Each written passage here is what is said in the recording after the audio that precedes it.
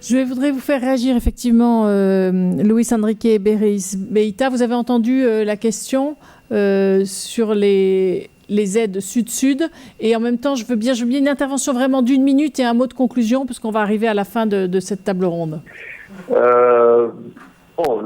savez que la coopération sud-sud, c'est un desideratum, je ne sais pas si on dit ça en français, c'est quelque chose qu'on a désiré depuis les années 60, je pense, quand on a créé le groupe de 77 au sein des Nations Unies.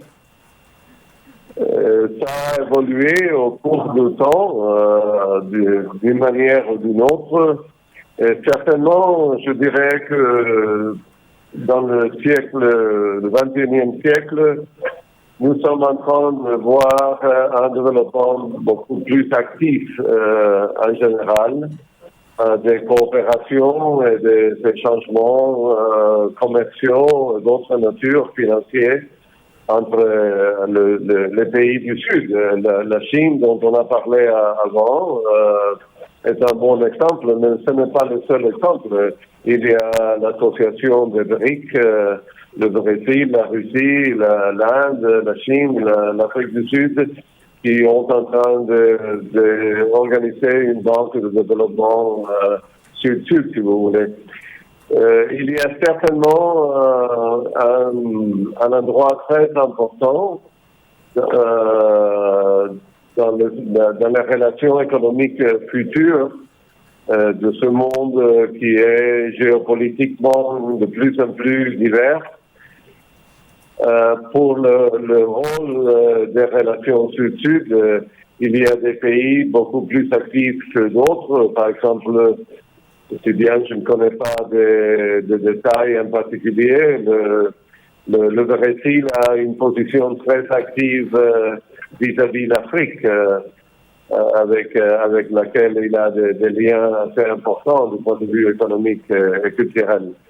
Donc, je pense que le futur des relations sud-sud, de l'aide sud-sud, du commerce sud-sud et du financement sud-sud est très positif. Ça va croître avec l'évolution du temps. Et je pense que, en fait,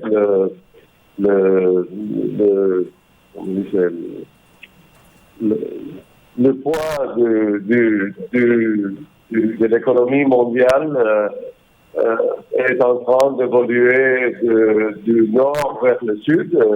Ça ne veut pas dire que ce sont des choses contraposées, mais il y a certainement un développement plus rapide et plus accéléré du sud en général qui va faire probablement un équilibre un peu plus balancé, si vous voulez, entre le nord et le sud, l'est et l'ouest dans le futur. Pour terminer, Claire, je veux vous remercier l'AFD dans la personne de M. Philippe Orléange pour l'invitation à CAP de participer dans cette conférence. Malheureusement, nous avons eu des problèmes techniques avec l'audio qui m'ont empêché de participer plus activement, mais en tout cas, espérons que dans le futur, les relations technologiques entre l'AFD et la CAP soient aussi bonnes que les relations de coopération entre les deux institutions. Merci bien. Il y a encore une marge de progrès, manifestement. Merci vraiment beaucoup et merci de votre patience, d'ailleurs, pendant tout ce temps-là, parce que ça a été compliqué pour vous de rester dans des conditions techniques un peu difficiles. Un mot de conclusion chacun, mais vraiment moins d'1 minute. Je commence par vous, Caroline Doremus-Mej. Un mot de conclusion. Un mot de conclusion, peut-être pour revenir un petit peu sur ce que je disais au départ. De fait, je pense qu'on a une vision au CCFD des questions de développement et du financement du développement qui, selon nous, ne peut pas se limiter à la question de la croissance, de l'investissement direct étranger, et que ça fonctionnera pas si on n'a pas un développement avec des politiques sociales, des politiques de santé, du soutien de l'agriculture familiale, le renforcement des sociétés civiles, des processus démocratiques. Et ce qui est intéressant dans la période qui s'ouvre aujourd'hui, et notamment dans le travail des ODD, c'est que ce qu'on constate, c'est qu'on a, on va dire, du nord au sud, du nord dans le sud et du sud dans le nord, hein, c'est-à-dire que nos pays européens font face aussi à une paupérisation, à une exclusion, etc. Donc on va être obligé de penser les choses différemment, de penser le monde un peu différemment. Et si on rajoute à ça la question du défi climatique, qui est universel, c'est-à-dire qu'il ne s'arrête pas géographiquement à une zone ou un territoire, il concerne l'humanité tout entière. Donc on est quand même dans un moment où les choses vont évoluer, où les défis sont à penser différemment. Donc ça, c'est ce que je trouve intéressant. Et juste une petite page de pub. Ah oui. Une petite page de pub avant de partir. Le CCFD Terre Solidaire et la plateforme Paradis Fiscaux et Judiciaires organisent demain un colloque à l'Assemblée nationale sur la justice fiscale.